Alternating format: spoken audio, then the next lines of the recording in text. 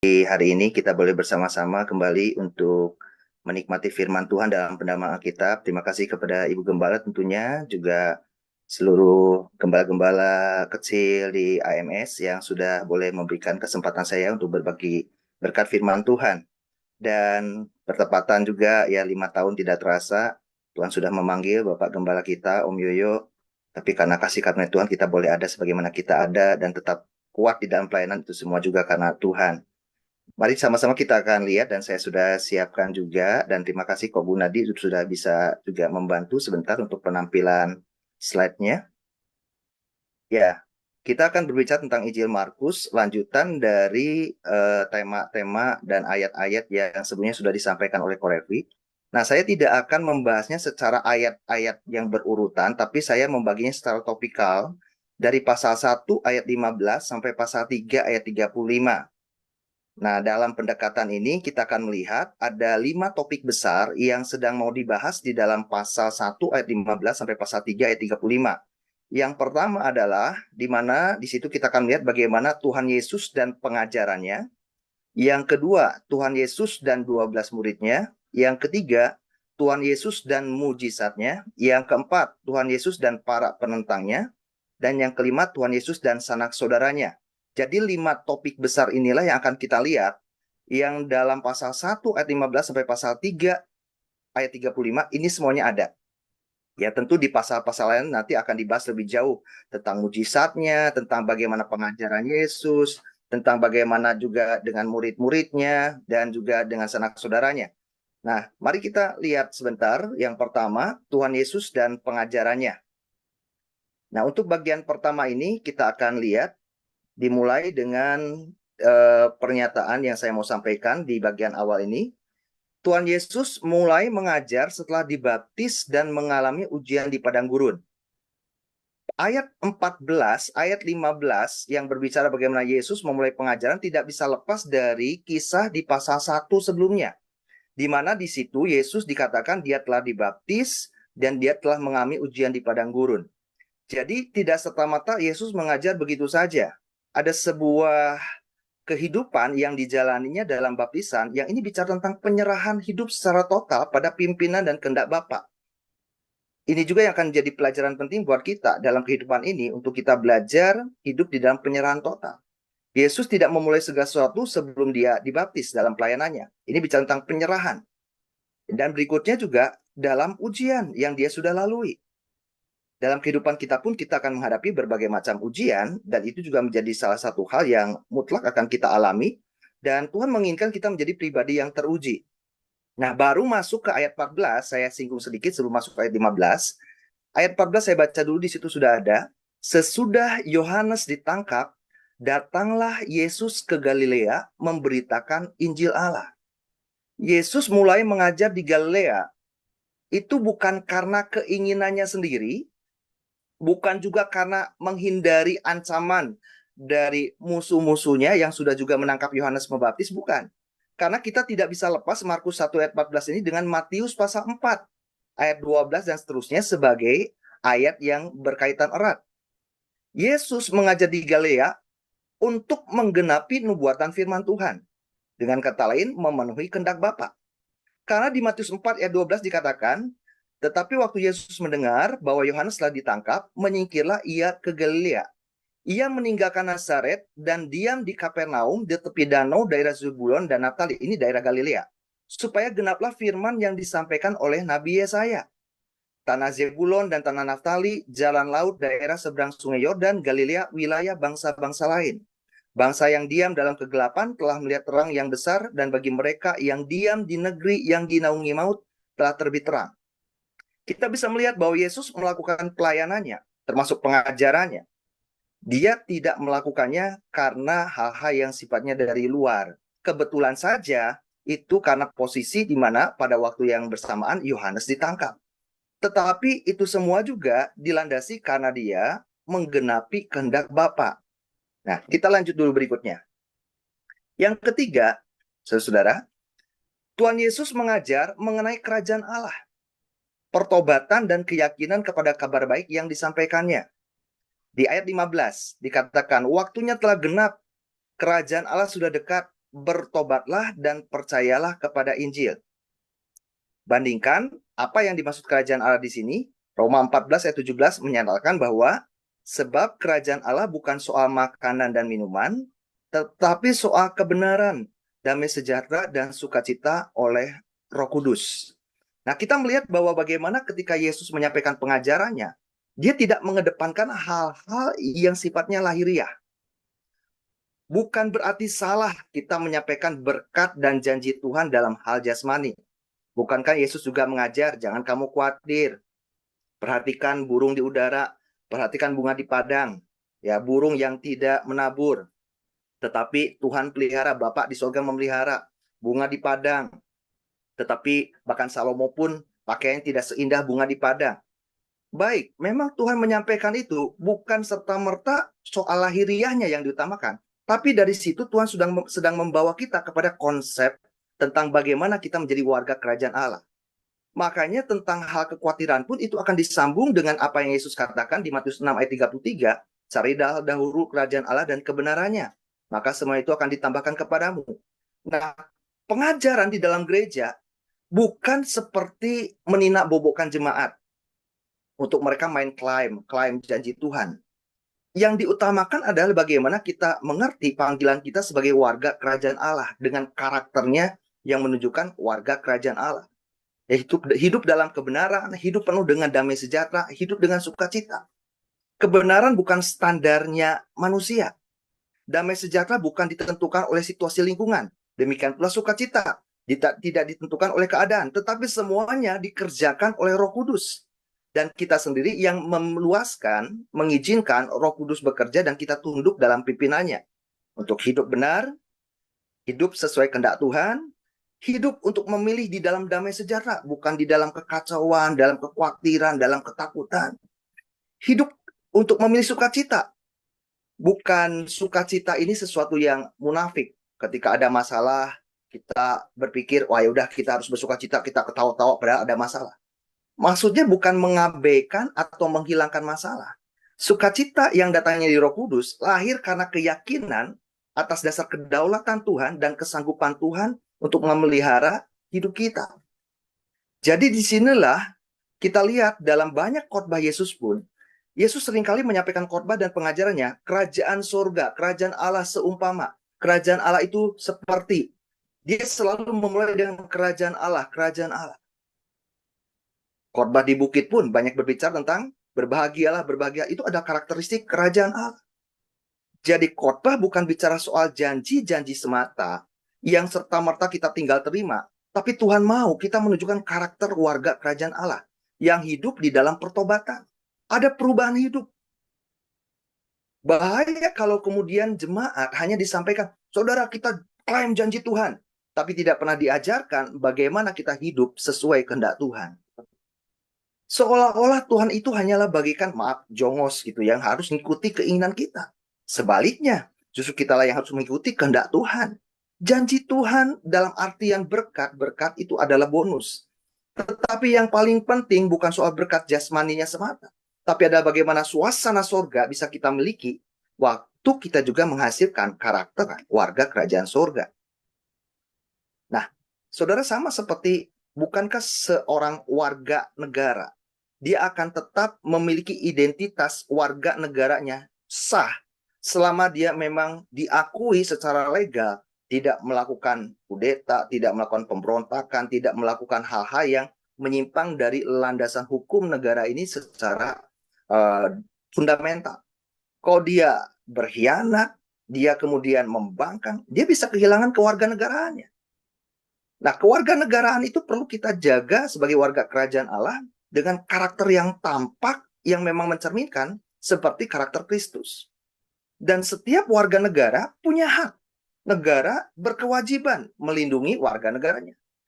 Negara berkewajiban memelihara warga negaranya. Jadi kalau kita mencerminkan watak dan karakter Kristus, percayalah di sana juga ada jaminan pemeliharaan dan perlindungan Tuhan. Nah, saya lanjut dulu yang keempat. Tuhan Yesus mengajar dalam kuasa roh. Di Markus 1 ayat 22 dikatakan, mereka takjub mendengar pengajarannya sebab ia mengajar mereka sebagai orang yang berkuasa, tidak seperti ahli-ahli Taurat. Dibandingkan, karena ini sama peristiwanya di Lukas 4 ayat 14 dan 15. Saya bacakan. Dalam kuasa roh, kembalilah Yesus ke Galilea dan tersiarlah kabar tentang dia di seluruh daerah itu. Sementara itu ia mengajar di rumah-rumah ibadat di situ dan semua orang memuji dia. Apa yang membuat mereka takjub? Apa yang membuat mereka kagum terhadap pengajaran Yesus? Satu sisi memang Yesus mengajar disertai dengan tanda-tanda ajaib, mujizat, hal-hal yang spektakuler, yang luar biasa, yang belum pernah mereka lihat. Tetapi selain itu, ketika kita mempelajari dalam tradisi rabbinik Yahudi, Yesus mengajar dengan sebuah pola yang berbeda, dengan pendekatan metode yang berbeda. Kalau ahli-ahli Taurat mengajar itu seperti hanya mengutip saja. Mereka sendiri belum tentu memahami apa yang mereka ajarkan. Mereka hanya meneruskan pengajaran apa yang mereka dapat dari sebelum-sebelumnya, tapi tidak dicerna kembali, tidak didalami kembali, tidak dihidupi terutama. Mereka mengajar tapi tidak melakukannya. Yesus seorang pengajar yang berintegritas. Dia mengajar dan dia hidup sesuai pengajarannya. Ahli-ahli Taurat sebaliknya. Makanya Yesus bilang, hai orang-orang munafik. Kenapa disebut munafik? Mereka mengajar tapi tidak melakukannya. Yesus pernah katakan, ikutilah ajarannya tapi tidak kehidupannya. Yesus pernah katakan itu kepada murid-muridnya ketika berbicara tentang orang Farisi dan ahli-ahli Taurat. Karena mereka tidak hidup sesuai pengajarannya.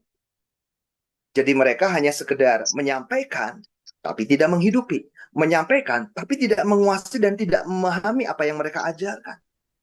Dan Yesus mengajar dengan sebuah pola yang berbeda berikutnya apa?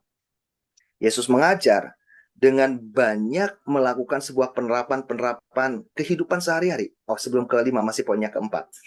Dalam kehidupan sehari-hari, Yesus banyak mengambil contoh-contoh yang membuat mereka juga melihat pengajaran Yesus itu begitu membumi, begitu mendarat. Bukan pengajaran yang mengawang-awang, yang membuat mereka bingung. Walaupun ada saat-saat di mana orang-orang juga meminta penjelasan, murid-murid meminta penjelasan. Tetapi contoh-contoh yang Yesus bawa adalah contoh-contoh yang dekat dengan keseharian. Pengajaran yang menjembatani antara surga dengan bumi. Itulah pengajaran Yesus. Dan itu lahir karena dia mengajar di dalam kuasa roh. Itu bisa Yesus lakukan karena dia mengajar dalam pimpinan Roh Kudus. Berikutnya lagi, yang kelima. Nah, ini bagian yang terakhir di dalam bagian ini. Mungkin formatnya agak berubah ya karena di saya dan di sana agak berbeda. Nggak apa-apa. Tuhan Yesus memulai segala sesuatu dalam kehidupan, pelayanan, dan pengajarannya dengan doa. Persekutuan intim dengan Bapa. Di Markus 1 ayat 35 dikatakan, pagi-pagi benar, waktu hari masih gelap, ia bangun dan pergi keluar. Ia pergi ke tempat yang sunyi dan berdoa di sana. Nah, ayat 36, tetapi Simon dan kawan-kawannya menyusul dia. Waktu menemukan dia, mereka berkata, semua orang mencari engkau. Jawabnya, marilah kita pergi ke tempat lain, dan seterusnya. Jadi di sini kita lihat, Yesus selalu memulai sebuah kehidupannya itu di dalam persekutuan intim dengan Bapa. Itulah yang membuat dia banyak mengalami sebuah hubungan komunikasi dengan Bapaknya. Dia mengenal isi hati Bapaknya. Dia mengenal kehendak Bapaknya. Sebagaimana di sini Yesus bilang, mari kita pergi. Karena supaya di sana aku juga memberitakan Injil. Kalau dalam Injil yang lain dikatakan karena aku harus. Karena aku harus memberitakan Injil juga di tempat lain. Itu dia miliki karena pimpinan dari Bapak lewat persekutuan intim, lewat komunikasi yang dibangun dengan Bapaknya. Dan dikatakan ketika dia membangun persekutuan intim dengan Bapaknya, dia mengenal kehendak Bapaknya dan dia hidup di dalam otoritas dan kuasa yang Bapak berikan kepadanya.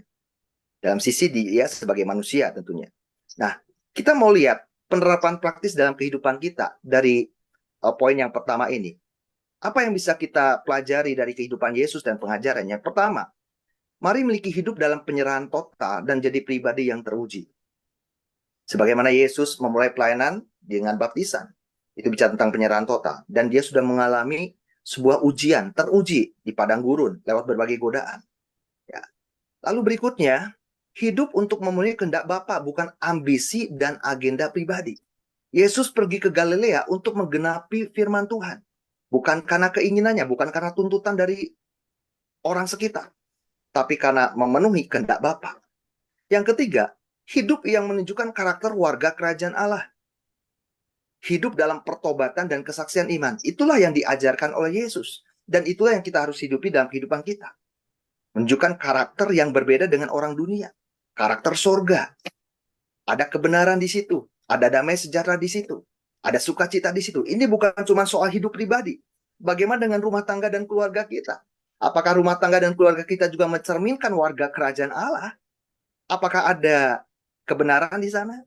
Apakah ada damai sejahtera dalam keluarga kita? Atau percekcokan, perselisihan yang tidak ada henti-hentinya? Adakah sukacita di sana? Itulah gambaran suasana kerajaan surga. Hidup dalam perubahan, tidak begitu-begitu saja. Jangan sampai puluhan tahun kita ikut Tuhan, tidak ada perubahan yang signifikan. Harus ada perubahan. Pertobatan itu sama dengan perubahan. Tidak ada pertobatan, maka tidak heran tidak ada perubahan. Tapi kalau ada pertobatan, pasti ada perubahan hidup. Dan itu akan menjadi kesaksian iman. Yang berikutnya, hidup dalam kuasa dan pimpinan Roh Kudus. Kita tidak bisa hidup hanya dengan mengandalkan diri kita sendiri. Sebagaimana Yesus berjalan di dalam kuasa dan pimpinan Roh, maka di sana ada banyak hal-hal yang luar biasa dinyatakan lewat kehidupan dan pelayanannya. Yang kelima, hidup dalam doa dan keintiman dengan Bapa. Ini menjadi dasar mutlak untuk semuanya itu boleh ada dalam hidup kita.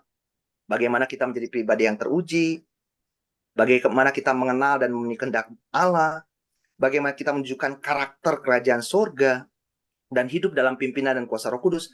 Itu semua harus dilandasi dengan hidup yang disertai di dalam doa dan keintiman dengan Bapa. Berikutnya yang kedua, saudara. Yang kedua kita lihat Tuhan Yesus dan 12 muridnya. Nah, kita perhatikan memang di dalam keempat Injil ada beberapa nama-nama yang disebutkan berbeda. Jangan heran Anda bisa melihat bahwa di Injil Matius, Markus, Lukas, Yohanes ada nama yang berbeda, tapi orangnya sama.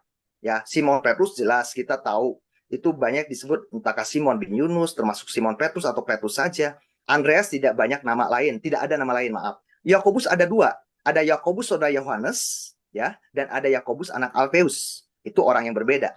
Ada Filipus, ada Nathanael. Di Injil Yohanes disebutnya Nathanael. Tapi di Injil yang lain banyak disebutnya Bartolomeus. Ini orang yang sama. Jadi jangan kaget, kok ini ada Bartolomeus, di Injil yang lain tidak ada, adanya Nathanael. Itu orangnya sama. Matius, Thomas. Nah, Yudas itu ada dua. Ada Yudas Tadeus, kadang-kadang disebut Yudas saja, kadang disebut Tadeus. Atau Yudas Tadeus. Ada juga Yudas Iskariot. Nah, Simon, ada Simon Petrus, ada Simon orang Zelot. Baik, kita lihat di dalam kitab Injil Markus, seperti apa perjalanan Yesus dan 12 muridnya di awal-awal pelayanan. Kita perhatikan berikutnya. Yang pertama, murid-murid mengikuti Yesus karena panggilan pribadi. Di Markus 1 ayat 16 sampai ayat yang ke-20, ini adalah murid-murid pertama yang dipanggil oleh Yesus. Dimulai dengan Simon Petrus dan Andreas, saudaranya atau adiknya. Mereka sedang menebarkan jala. Nah, di Injil Markus diceritakannya hanya singkat saja. Pokoknya mereka sedang menebarkan jala. Lalu dikatakan Yesus berkata kepada mereka, mari ikutlah aku dan kamu akan kujadikan penjala manusia. Dipersingkat dalam Injil Markus. Tapi kalau di Injil yang lain diceritakan bagaimana Simon Petrus pada waktu itu semalam-malaman nggak dapat ikan. Nah, diceritakan lebih detail karena Injil itu saling melengkapi. Ada kisah yang memang dipersingkat, ada kisah yang memang lebih detail. Tapi sama, di Injil yang lain mungkin singkat, di Injil Markus lebih detail. Jadi saling melengkapi. Kalau kita mau melihat secara utuh kehidupan dan pelayanan Yesus, harus empat Injilnya dibaca. Singkatnya kita lihat bahwa Simon Petrus dan Andreas dipanggil secara pribadi. Lewat pengalaman pribadi. Walaupun di Injil Markus tidak diceritakan, tapi di Injil yang lain diceritakan. Mereka memenuhi panggilan Tuhan itu bukan serta-merta begitu saja. Karena mereka sudah mengalami pengalaman pribadi dengan Yesus. Bagaimana mereka mengalami mujizat di dalam kehidupan mereka. Mereka mengalami sebuah pengalaman yang khusus dengan Tuhan. Bukan ikut-ikutan. Bukan karena mereka dengar tentang Tuhan, mereka ikut-ikutan. Tapi mereka mengalami sendiri Tuhan dalam hidupnya. Demikian pula kita lihat tentang Yakobus anak Zebedeus dan Yohanes saudaranya. Sedang membereskan jala di dalam perahu. Mereka pun dipanggil oleh Tuhan. Karena mereka juga mengalami pengalaman secara pribadi dengan Yesus. Nah, kalau Petrus dan Andreas disinyalir ini nelayan sederhana. Orang-orang yang cukup sederhana. Katakanlah orang yang tidak terpandang, orang biasa. Beda dengan Yohanes dan Yakobus, saudaranya, anak Zebedeus, ini orang yang cukup berada, orang yang cukup terpandang. Buktinya apa? Dia 20. Yesus segera memanggil mereka dan mereka meninggalkan ayahnya, Zebedeus di dalam perahu bersama orang-orang upahannya. Jadi punya anak buah. Kalau Simon, Petrus, dan Andreas nggak punya anak buah. Mereka orang sederhana. Status sosial ekonomi mereka sangat sederhana. Yohanes dan Yakobus cukup terpandang, punya anak buah. Tapi orang yang terpandang ataupun orang yang biasa sama-sama harus mengalami pengalaman pribadi dengan Tuhan. Dan sama-sama bisa dipanggil oleh Tuhan. Tuhan bukan cuma memanggil orang yang terpandang, tapi Tuhan juga memanggil orang-orang yang biasa, orang yang sederhana. Intinya harus ada pengalaman pribadi untuk kita meresponi dan menyadari kita ini sebagai murid Tuhan. Berikutnya, yang kedua, Yesus memanggil bukan orang yang merasa dirinya sempurna. Nah, kita tahu bahwa berikutnya di dalam Markus pasal 2 ayat 13 sampai 17, di situ ada Matius atau nama lainnya Lewi. Ya, Lewi anak Alfeus. Dalam Injil yang lain disebut namanya Matius. Seorang pemungut cukai. Waduh, ini pemungut cukai ini dibenci sekali oleh orang Yahudi. Sering disebutkan dalam khotbah-khotbah tentunya ya. Dan saya tidak perlu jelaskan lebih dalam lagi. Dibenci karena dianggap anteknya orang Roma dan menindas bangsanya sendiri dengan memeras. Nah, Yesus memanggil Matius, memanggil Lewi. Yang dianggap ini orang, ngapain Yesus panggil Matius? Orang yang dikatakan berdosa. Makanya tidak heran di ayat 16, ahli Taurat, orang-orang Farisi, bersungut-sungut. Mereka, kok Yesus mau makan dengan Matius dan orang-orang berdosa lainnya? Nah, di sini kita bisa melihat, Yesus memang bukan memanggil orang yang merasa dirinya sempurna. Ahli Taurat, orang Farisi, tidak pernah menjadi murid Yesus karena merasa dirinya sudah sempurna. Dan mereka selalu melihat orang lain lebih rendah daripada mereka. Yang Yesus katakan, selumbar di mata saudaramu kamu lihat, tapi balok di matamu sendiri kamu nggak lihat. Mereka sudah merasa dirinya baik-baik saja. Aku hidup berohani, aku orang yang beragama. Selalu merasa dirinya benar. Yesus pernah sampaikan orang Farisi berdoa, pemungut cukai berdoa. Lalu yang orang Farisi berkata, Tuhan aku bersyukur sebab aku menjalankan perintah-perintahmu, memberikan persembahan, memberikan persepuluhan, dan seterusnya. Tidak seperti pemungut cukai ini. Merasa dirinya sempurna. Yesus nggak akan panggil orang yang merasa dirinya sempurna. Orang yang merasa dirinya hebat. Orang yang merasa dirinya mampu. Tapi ketika orang merasa dirinya, aku ini nggak ada apa-apanya tanpa Tuhan. Aku ini tidak sempurna, tapi aku rindu disempurnakan oleh Tuhan. Itulah yang Tuhan akan panggil dan Tuhan akan pakai. Nah, berikutnya saudara. Berikutnya yang ketiga, masih yang kedua, tapi di bagian slide berikutnya kita lihat bukan cuma Matius. Sebab di Markus 3, selanjutnya betul, Markus 3 ayat 13 sampai 19. Nah, di situ kita lihat, saya tidak akan baca semua ayat, tapi yang saya garis bawahi, di situ kita lihat Petrus. Petrus bukan orang sempurna. Dia tuh orang yang cepat sekali menyampaikan kata-kata tanpa dipikirkan terlebih dahulu. Ingin menonjol. Orang lain boleh tinggalkan engkau. Aku tidak akan, aku siap mati dengan engkau. Wah, terlihat ingin menonjol. Menyatakan sesuatu dengan spontanitas tapi nggak dipikir dulu. Satu sisi ada bagusnya, Petrus waktu itu sempat juga disingkapkan oleh Bapa rahasia tentang siapa Yesus. Engkau adalah Mesias, anak Allah yang hidup. Tapi tidak waktu lama, hanya dalam hitungan beberapa menit mungkin. Ketika Yesus berbicara bagaimana pertama kali dia bilang kepada murid-muridnya, dia harus menderita, Petrus menyanggah, Petrus menolak. Aduh, dijauhkan itu daripada engkau guru. Dan Yesus bilang, nyalah engkau setan. Jadi saudara-saudara, kadang-kadang spontanitas berbicara itu harus kita cermati. Ini datangnya dari Tuhan atau bukan? Nah, Petrus belum bisa membedakan itu.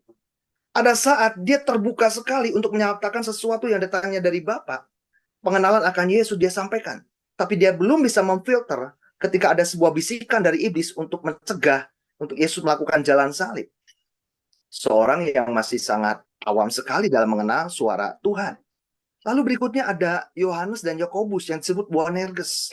Anak-anak guru. Kenapa disebut Boanerges anak-anak guru? Karena penuh dengan emosi yang meledak-ledak. Dan sama-sama ini dua orang ini orang yang sangat arogan. Dua orang ini pernah minta sama Tuhan, Tuhan, kalau engkau nanti menjadi raja, biarkan kami duduk di sebelah kanan dan kirimu. Bahkan mereka minta juga ibunya untuk bicara sama Yesus. Minta sama mamahnya, supaya bicara, supaya ketika nanti Yesus jadi raja, mereka diperbolehkan. Dan selain itu, saudara-saudara, selain mereka arogan, ya, mereka juga orang yang memang penuh dengan emosional. Suatu kali ketika mereka diutus oleh Yesus untuk menginjil, dan dikatakan mereka mendapatkan penolakan, mereka bilang sama Tuhan, Guru, apakah kami harus berdoa supaya api datang kepada mereka, menghanguskan mereka? Waduh, saudara, karena mendapat penolakan. Ini orang-orang yang sangat penuh dengan hal-hal yang lemah dalam hal rohani, secara karakter. Tetapi Yesus memanggil mereka. Mereka orang yang tidak sempurna memang, tapi mereka mau disempurnakan. Kita tahu Petrus pada akhirnya seorang yang sangat luar biasa. Di loteng Yerusalem peristiwa Pentakosta, bagaimana Petrus dipakai suaranya untuk menjadi corongnya Allah. Dan bertobatlah 3.000 orang, bertobatlah 5.000 orang. Dan Yohanes, seorang Yakobus, sayangnya dia menjadi martir ya, dan tidak terlalu banyak kiprah pelayanan berikutnya. Dia menjadi martir berikutnya setelah Stefanus, ya, dia dipenggal kepalanya kalau Stefanus dirajam oleh batu. Nah, Yohanes dari seorang yang penuh dengan emosional berubah menjadi rasul kasih. Berubah, tidak sempurna, tetapi mereka rela dalam pembentukan dan penyempurnaan lewat pemuridan yang Yesus lakukan. Lalu kemudian Matius, tadi kita tahu, Matius ini adalah pemungut cukai. Nah, ketemu dengan Simon orang Zelot. Saudara, orang Zelot itu adalah pemberontak paling anti dengan Romawi dan antek-anteknya. Jadi istilahnya ini Matius dengan Simon ini seperti ciong gitu ya. Seperti kucing dan tikus, anjing dan kucing. Ini nggak cocok. Kok Yesus mau pilih orang, tim? Kita akan pilih tim tentunya orang yang punya sehati sepikir, orang yang bisa kerjasama. Ini orang nggak bisa kerjasama. Tapi disitulah tantangannya. Karena Yesus mengasihi mereka dan ingin membentuk mereka. Dari orang-orang yang dianggap sampah, orang-orang yang nggak ada artinya, orang-orang yang bertentangan, jadi orang-orang yang punya kesehatian, sepikiran. Itulah luar biasanya Tuhan Yesus. Ya. Lalu berikutnya Thomas yang penuh dengan keraguan-raguan. Tapi kemudian menjadi pemberani Injil, penyampai Injil sampai ke India dan mati di India sebagai martir. Yudas Iskariot, satu-satunya yang memang disayangkan adalah orang murid Yesus yang gagal. Menarik saudara, dari 12 murid Yesus, hampir semuanya adalah berasal dari Galilea. Nah, coba klik berikutnya. Hanya Yudas lah satu-satunya murid Yesus yang berasal dari Yudea. Apa maksud saya sampaikan ini? 11 murid yang lain berasal dari Galilea yang dipandang sebelah mata oleh orang-orang Yudea. Karena orang-orang Yudea beranggapan merekalah orang Yahudi sejati. Sedangkan orang Galilea dianggap bukan orang Yahudi sejati. Selain mereka menganggap rendah Samaria, orang Samaria kita sering dengar dipandang hina sama orang Yahudi. Tapi orang Galilea pun dipandang sebelah mata. Karena Galilea itu ada tempat sebuah transit, tempat transit orang-orang para pedagang dari berbagai negara. Sehingga kebudayaan mereka banyak bercampur baur. Itu yang membuat orang-orang Yudea memandang rendah orang Galilea. Tapi justru orang-orang yang dipandang rendah lah yang lebih banyak dipanggil dan dipakai oleh Tuhan Yesus. Dan sebaliknya, yang cukup menjadi sebuah kontradiktif, orang-orang yang berasal dari Yudea, salah satunya Judas Iskariot. Judas Iskariot itu artinya Yehuda dari Keriot atau Yehuda orang Keriot. Keriot itu nama sebuah tempat yang lokasinya di bawah sedikit dari Yerusalem kalau dilihat di peta. Dia satu-satunya orang Yudea yang menjadi 12 murid Yesus. Tapi justru dia gagal. Orang yang dianggap sebagai orang Yahudi sejati justru gagal. Orang yang dipandang sebelah mata, orang yang rendah, justru menjadi orang-orang yang dipakai Tuhan luar biasa dalam pelayanan berikutnya. Nah, saudara, kita lihat lagi. Berikutnya, yang ketiga. Slide berikutnya. Yesus memanggil murid-muridnya untuk mengikut dia dan memberitakan Injil. Di Markus 3 ayat 13 dan 14 dikatakan, di situ, saya ya langsung ke garis bawah yang 14, ia menetapkan 12 orang untuk menyertai dia dan untuk diutusnya memberitakan Injil. Jadi panggilan Tuhan dalam kehidupan kita, ini bukan soal murid sekolah Alkitab. Ini murid Yesus. Semua orang Kristen, orang percaya itu adalah murid Yesus. Tidak berbicara soal murid sekolah Alkitab. Harus mengikut dia, menyertai dia, mengikut dia. Dan menjadi pemberita Injil. Memberitakan Injil itu nggak mesti harus tunggu sekolah Alkitab dulu. Memberitakan Injil itu bisa dalam dua bentuk. Lewat lisan dan lewat tindakan. Kesaksian lewat kita berbicara, menyampaikan Injil Kristus, atau menyampaikan nilai-nilai Injil. Kita mungkin nggak perlu sampaikan ayatnya di mana, pasalnya di mana, tapi ada nasihat-nasihat firman Tuhan yang kita sampaikan dalam percakapan sehari-hari. Nggak perlu dibilang, di dalam Injil ini, ayat ini, pasal ini, dibilang begini. Enggak. Sampaikan untuk kita tidak khawatir, bukankah burung di udara juga Tuhan pelihara. Itu kan dalam Injil. Kita nggak perlu sebutkan pasal ayatnya, tapi itu sudah menjadi kesaksian Injil kepada orang yang khawatir. Dan lewat perbuatan, tindakan, kita menunjukkan tadi karakter warga kerajaan Allah. Baik, jadi saya simpulkan di bagian kedua ini, apa penerapan praktis dalam kehidupan kita sehari-hari terkait dengan Tuhan Yesus dan 12 muridnya. Yang pertama, hidup sebagai murid yang mengalami panggilan atau pengalaman pribadi dengannya. Jadilah orang percaya, murid Kristus, bukan karena keluarga. Oh, karena orang tua saya Kristen, saya pun jadi Kristen, saya pun jadi pengikut Yesus. Enggak begitu. Oh, karena saya punya kenalan, ngajak saya jadi orang Kristen, ya udahlah, supaya saya juga bersosial, saya juga nggak punya teman, oke lah saya ke gereja. Enggak begitu. Menjadi orang percaya itu harus menjadi sebuah panggilan dan pengalaman pribadi dengan Tuhan. Bukan karena ikut-ikutan. Bukan karena kita nggak punya teman, ya udahlah kita bergabung di gereja ini, kita bergabung di komunitas ini. Enggak. Karena memang kita punya pengalaman pribadi dengan Tuhan. Itulah dasar panggilan kita. Itulah dasar kita menjadi orang percaya. Yang berikutnya, menjadi orang percaya memang kita tidak sempurna. Namun siap dibentuk dan disempurnakan dalam pemuridan olehnya. Kita harus siap untuk diubah lewat banyak hal, lewat banyak proses. Ada jatuh bangun, murid-murid juga sempat gagal. Petrus sempat gagal, yang lain pernah ninggalin Yesus. Tapi mereka kembali lagi kepada panggilannya. Mereka kembali lagi untuk mengikut Tuhan. Dan akhirnya mereka mengalami perubahan demi perubahan. Yang ketiga, hidup yang menyadari panggilan untuk mengikuti teladan Yesus dan memberitakan Injil atau menjadi saksi Kristus. Menjadi pengikut Yesus bukan cuma bicara KTP agama Kristen. Tapi tunjukkanlah keteladanan Yesus itu terpancar lewat hidup kita. Itulah pengikut Yesus sejati. Dan itulah juga bentuk kita menjadi saksi Kristus. Baik, poin yang ketiga kita lihat berikutnya. Poin 3 besar, kalau tadi Tuhan Yesus dan pengajarannya, Tuhan Yesus dan 12 muridnya, kemudian Tuhan Yesus dan mujizatnya. Nah, kita langsung lihat di bagian garis besarnya. Kalau saudara perhatikan dari pasal 1 sampai pasal 3, paling tidak ada 5 kisah mujizat. Ya, kisah penyembuhan. Di pasal 1 ayat 23 sampai 26, itu orang yang dirasuk setan yang Tuhan lepaskan dari ikatan roh jahat. Di pasal 1 ayat 30 sampai 31, penyembuhan ibu mertua Petrus yang sakit demam. Di pasal 1 ayat 40 sampai 45, orang yang sakit kusta seorang diri yang disembuhkan.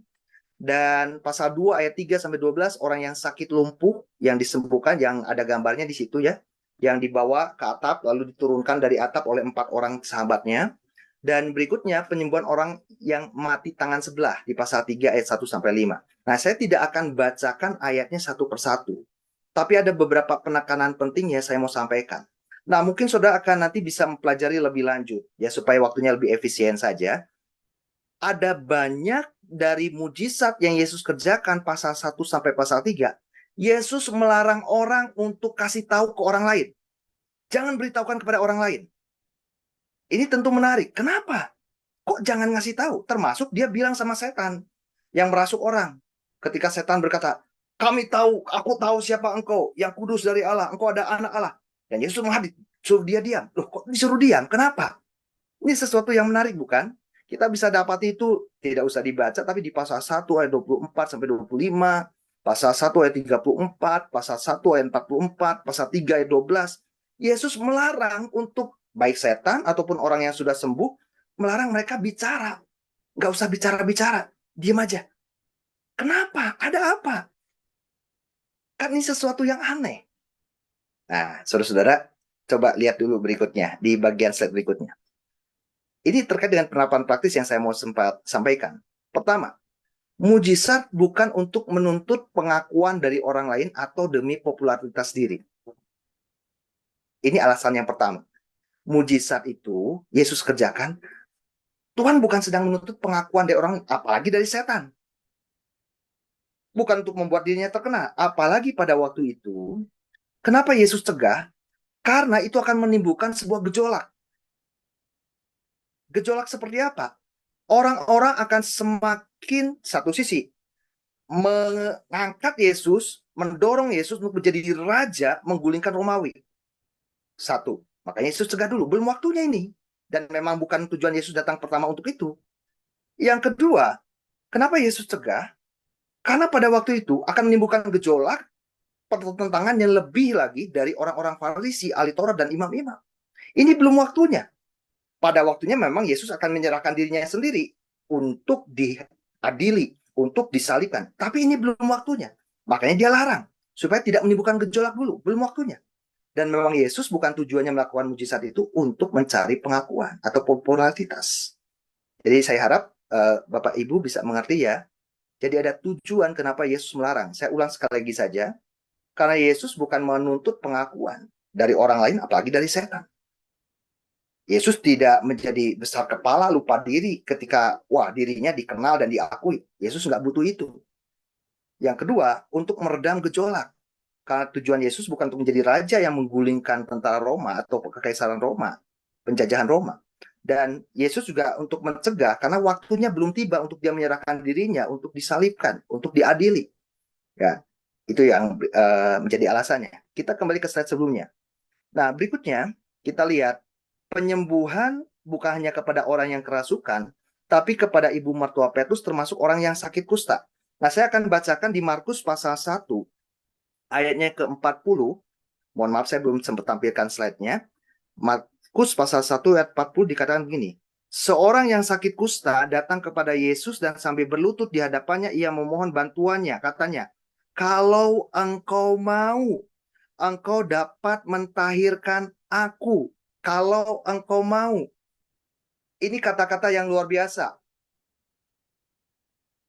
Si penderita kusta ini tidak meragukan kuasa Tuhan. Tapi yang dia mohonkan adalah kehendaknya Tuhan. Berkehendak. Tuhan boleh berkehendak untuk menyembuhkan dia. Kalau engkau mau. Dia menyadari bahwa mujizat itu didasari oleh kehendak Allah. Dia sudah punya iman. Jadi saudara begini. Orang seringkali berpikir bahwa, wah, kamu harus beriman, kamu harus percaya. Kalau kamu nggak percaya, kamu nggak dapat mujizat. Satu sisi betul, tapi itu belum lengkap. Mujizat bukan hanya didasarkan oleh iman. Mujizat adalah kehendak Allah. Itu yang pertama. Yang kemudian harus diresponi dengan iman. Tapi pertama kehendak Allah dulu. Sama seperti pemahaman dari orang kusta ini. Dia paham bahwa Yesus sanggup. Cuman masalahnya Tuhan berkehendak nggak untuk dia sembuh? Nah pertanyaannya akhirnya, apakah Tuhan nggak berkehendak kita sembuh? Adakah saat di mana Tuhan tidak berkehendak kita sembuh? Ada banyak contoh. Saudara, ada beberapa tokoh Alkitab juga yang meninggal karena sakit. Jadi ini bukan masalah soal percaya atau tidak percaya. Dimulai dengan kehendak Allah dulu. Kalau kehendak Allah memang untuk kita sembuh, kita harus responi dengan iman. Kita harus punya iman percaya. Jadi yang harus kita doakan bukan cuma sekedar soal Tuhan, aku percaya.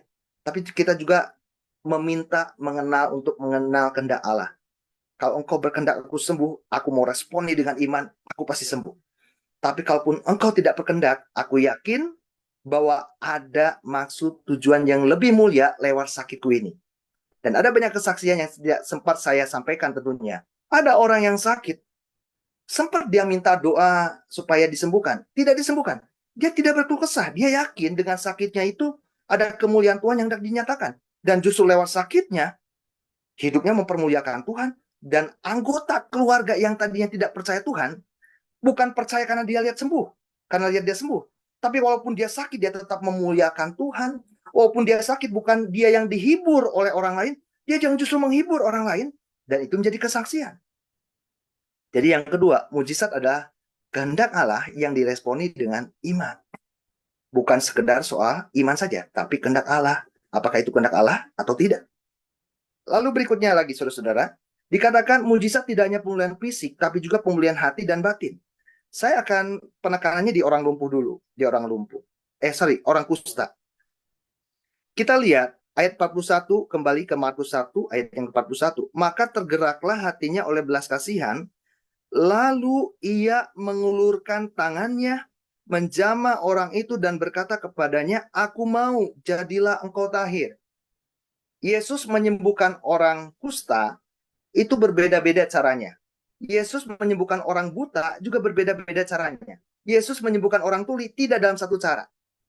Tapi saya tidak akan bahas yang lain-lain, terlalu panjang. Saya fokus ke orang kusta saja. Saudara mungkin ingat, waktu Yesus menyembuhkan 10 orang kusta. Yesus bilang, waktu mereka masih sakit, belum sembuh. Tunjukkan dirimu kepada imam. Ketika mereka meresponi dengan iman, di tengah jalan, padahal mereka belum sembuh sebelumnya. Tapi karena mereka responi dengan iman, apa yang menjadi kehendak Yesus untuk pergi. Padahal biasanya orang yang kusta baru pergi kepada imam itu kalau sudah ada tanda kesembuhan. Untuk memastikan mereka sembuh, mereka datang kepada imam dan mereka mendapatkan surat legal bahwa mereka boleh kembali ke masyarakat. Sebab orang kusta pada waktu itu dibuang dari masyarakat, dianggap terkutuk dan menular tentunya. Ini belum sembuh, tapi Yesus suruh mereka pergi. Dan waktu di tengah jalan, mereka sembuh. Singkat ceritanya, satu yang kembali orang Samaria saja, tapi tidak saya singgung itu. Orang yang ini beda. Orang kusta ini, dia cuma sendirian. Kenapa caranya berbeda? Ini menarik karena dikatakan, Yesus bukan cuma berkata, aku mau jadi langkau tahir. Yesus menjamah. Yesus membelai dalam salinannya itu. Menjamah, membelai. Saudara, orang kusta itu, ini nggak disebutkan dia berapa lama menderita sakit kusta. Yang pasti, dia sudah terbuang dari masyarakat, dari keluarga, sudah tertolak. Dia tidak pernah mendapatkan penerimaan. Dia tidak pernah mendapatkan kasih sayang, termasuk belayan kasih sayang dari orang-orang terdekatnya. Di sini kita bisa melihat bahwa Yesus bukan cuma memperhatikan hal-hal yang lahiriah. Yesus bukan cuma sekedar peduli pada hal-hal yang lahiriah. Yesus peduli kepada hati batin orang yang terluka. Ketika Yesus menyembuhkan orang kusta, bukan cuma kustanya saja yang disembuhkan, tapi hatinya yang terluka yang sudah sekian lama tidak mendapatkan kasih, sentuhan kasih. Sentuhan itu salah satu bahasa kasih. Sentuhan itu menyembuhkan. Ada sebuah riset berkata bahwa anak-anak yang banyak dipeluk, ya, yang banyak diperlakukan dengan kasih sayang lewat sentuhan salah satunya dari orang tuanya, itu bertumbuh lebih sehat secara intelektual, secara emosi dan sebagainya, secara mental. Ya. Bayi yang sama-sama dikasih air susu dari ibunya, tapi yang satu lewat dot, satu dengan digendong, ada sentuhan. Ternyata walaupun suplemennya sama, konsumsinya sama, yang mendapatkan sentuhan dari ibunya lebih sehat. Itu juga riset yang lain bilang begitu. Sentuhan jangan dianggap remeh. Kita juga melihat teladan Yesus kepada orang-orang terdekat kita, ya termasuk pasangan, orang tua, istri, anak, suami. Sudah berapa lama kita mungkin tidak menyentuh dengan kasih sayang, memelukkah, membelaikah? Yesus peduli akan hal itu. Oke, kembali kepada slide-nya, beberapa bagian terakhir kita lihat dengan cepat.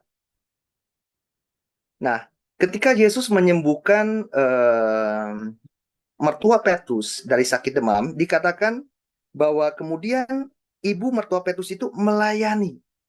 Jadi mujizat harus diresponi dengan tindakan melayani Tuhan. Bukan setelah kita menerima pengalaman pribadi dengan Tuhan, mujizat Tuhan, lalu kita hanya sekedar terima kasih Tuhan. Kita harus tergerak dong, seperti ibu mertua Petrus, melayani Tuhan. Baik, kita langsung pada poin yang keempat. Poin besar yang keempat, Tuhan Yesus dan sanak saudaranya. Pada slide berikutnya kita lihat di Markus 3 ayat 20 sampai 21 dan Markus 3 ayat 31 sampai 35. Ini dua perikop yang sama tentang bagaimana sanak saudara atau keluarga Yesus memandang dan menyikapi Yesus. Di ayat 20, waktu Yesus sedang melakukan sebuah pengajaran ya, dan melakukan mujizat, saking begitu padatnya kegiatan Tuhan Yesus, sehingga makan pun Yesus dengan murid-muridnya tidak dapat, ternyata, tidak sempat. Ayat 21, waktu kaum keluarganya mendengar hal itu, mereka datang hendak mengambil dia, sebab kata mereka, ia tidak waras lagi. Saudara, ini bukan orang luar. Ini bukan orang asing. Ini bukan orang yang baru kenal. Ini kaum keluarganya sendiri. Bisa salah dalam memandang Yesus. Bahkan di ayat 31 dikatakan, lalu datanglah ibu Maria. Bunda Maria, kalau orang Katolik bilang. Dan saudara-saudara Yesus, sementara mereka berdiri di luar, mereka menyuruh orang memanggil dia. Ada orang banyak duduk mengelilingi dia, mereka berkata kepadanya, lihat, ibu dan saudara-saudaramu ada di luar dan berusaha menemui engkau. Jawab Yesus kepada mereka, siapa ibuku dan siapa saudara-saudaraku? Ia melihat kepada orang-orang yang duduk di sekelilingnya itu dan berkata, ini ibuku dan saudara-saudaraku. Barang siapa melakukan kehendak Allah, dialah saudaraku laki-laki, dialah saudaraku perempuan, dialah ibuku. Nah, ini apa maksudnya? Apa Yesus orang bilang lagi pundung gitu ya? Aduh, aku dikatakan nggak waras gitu ya. Lalu dia nggak mau ngakuin ibu. Bukan, Yesus bukan anak durhaka, enggak. Kita tahu dalam peristiwa salib pun Yesus menghargai Maria. Waktu di perkawinan di Kana pun Yesus juga menghargai Maria sebagai ibunya. Tapi di sini ada sesuatu hal yang penting untuk kita pahami langsung pada penerapan praktis dalam kehidupan. Yang pertama, kita lihat keluarga atau orang dekat belum tentu bisa sepikiran dan sehati dalam memenuhi kehendak Bapa. Yesus disalahpahami oleh keluarganya, padahal dia sedang melakukan kehendak Bapa di surga. Ini bukan cuma sekali, kita tahu waktu Yesus usia 12 tahun.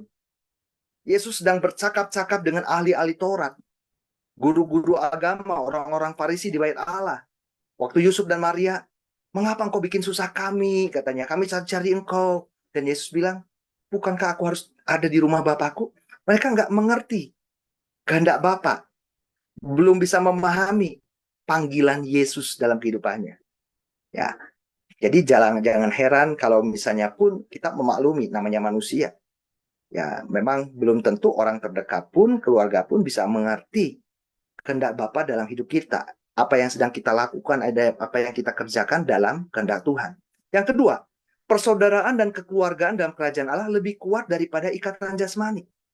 Saudara bisa dilihat, ketika Maria dengan saudara-saudara Yesus datang, Yesus bilang, ibuku, saudaraku itu, ya mereka yang mentaati firman Tuhan, yang melakukan kehendak Allah. Ini bicara tentang kekeluargaan dan kerajaan Allah yang didasari mengikuti kehendak Bapa. Itu lebih kuat ikatannya daripada ikatan jasmani. Oke, yang terakhir kita lihat. Tuhan Yesus dan para penentangnya. Nah, Tuhan Yesus dan para penentangnya. Nah, ini saudara bisa dapati dalam beberapa ayat. Saya tidak sempat munculkan ayatnya. Tapi saudara bisa lihat, ini banyak berbicara salah satunya tentang sabat. Baik di pasal 2 ayat 16 sampai 17, itu pertama tentang makan dengan orang berdosa tadi. Ya, pertama dengan makan dengan Matius dan orang-orang berdosa. Itu Yesus ditentang. Kenapa kamu makan dengan orang berdosa? Nah, berikutnya juga, nah itu. Jadi ini penentang-penentang bicara tentang bagaimana mereka menentang Yesus yang makan dengan orang-orang berdosa. Lalu di pasal 2 ayat 18 sampai 22 ini bicara tentang murid-murid yang didapati oleh mereka, kenapa tidak berpuasa? Katanya gitu, tidak berpuasa. Murid-muridmu kenapa tidak berpuasa? Sedangkan murid Yohanes dan bahkan orang Farisi pun berpuasa. Dan saya sampaikan dulu ya di bagian yang awal tadi. Soal makan dengan orang berdosa sudah, bahwa Yesus bukan ingin bergaul dan terkontaminasi mengikuti pola orang berdosa. Enggak, justru Yesus sedang mau menjangkau orang berdosa. Hatinya penuh dengan belas kasihan. Ini yang tidak dimengerti oleh para penentangnya. Yang berikutnya soal puasa. Nah, Yesus sampaikan, di sini berpuasa itu dikatakan ada waktunya. Sekarang ini mereka sedang ada bersama dengan mempelai laki-laki. Kalau dalam bahasanya di Markus pasal yang kedua ayat yang ke-20. Waktunya akan datang mempelai itu diambil dari mereka dan pada waktu itulah mereka akan berpuasa. Nah, ini menarik. Di pasal 2 ayat 20. Waktu berpuasa itu akan datang saat mempelai itu diambil dari mereka. Pada waktu itulah mereka berpuasa. Ayat ini sepertinya sesuatu yang membingungkan, tapi sebenarnya tidak.